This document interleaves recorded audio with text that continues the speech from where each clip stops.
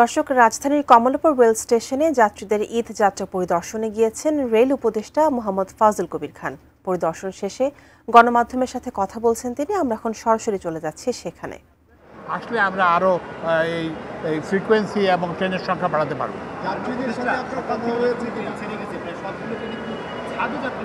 না ছাদ, আমি বলছি আমরা ছাদের যাত্রী আমরা নিরুৎসাহিত করি।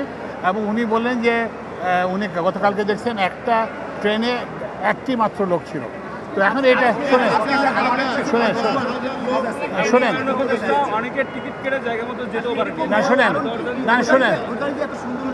অ্যান্টিব্যাকটেরিয়াল অ্যাডিটিভ যুক্ত সেরা ওয়াটার ট্যাঙ্ক বিশুদ্ধ পানিতে ব্যাকটেরিয়া জন্মাতে দেয় না। এটার কারণ হচ্ছে এখন আপনারা ধরেন একটা লোক ছাদে উঠলো, আমরা কিন্তু নির্দেশ দেওয়া আছে যে ছাদে কোনো উঠবে না, কিন্তু এখন এখানে আবার একটা মানবিক দিকও আছে। আপনি যদি এখন নির্যাতন করেন, যদি তাকে জোর করে নামান এবং সে যদি নামতে না চায়, তাহলে আপনারাই আবার সাংবাদিকরা বলবেন যে করা হচ্ছে।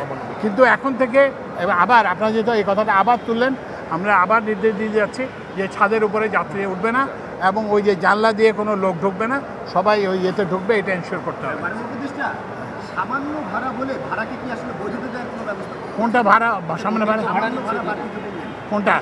না না না, কোনো বৈধতা দেওয়া হয় না। সব ক্ষেত্রেই টাকা ফেরত দেওয়ার ব্যবস্থা করা হয়েছে এবং যেখানে গ্রস ইরেগুলারিটি আছে সেখানে 5,000 টাকা ফাইন করা হয়েছে। কি বলে যে মোবাইল কোর্টের মাধ্যমে ফাইন করা হয়েছে।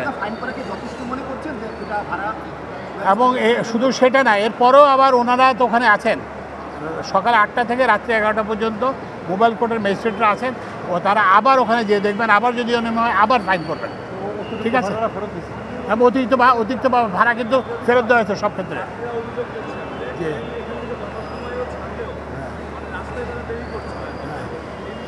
আচ্ছা, তো এইটা একটু এই যেটা বললাম, আমরা তো যেটা বললাম এই যে আপনারাই তো আমাদের জানার সূত্র, তো ওই জন্য আমরা এটা জানছি। এটা একটু দেখবা যে তোমরা যাতে এখান থেকে ঠিক মতো ছাড়লো, কিন্তু পথে যাতে আবার দেরি না করে, এটা দেখবে। ঠিক আছে।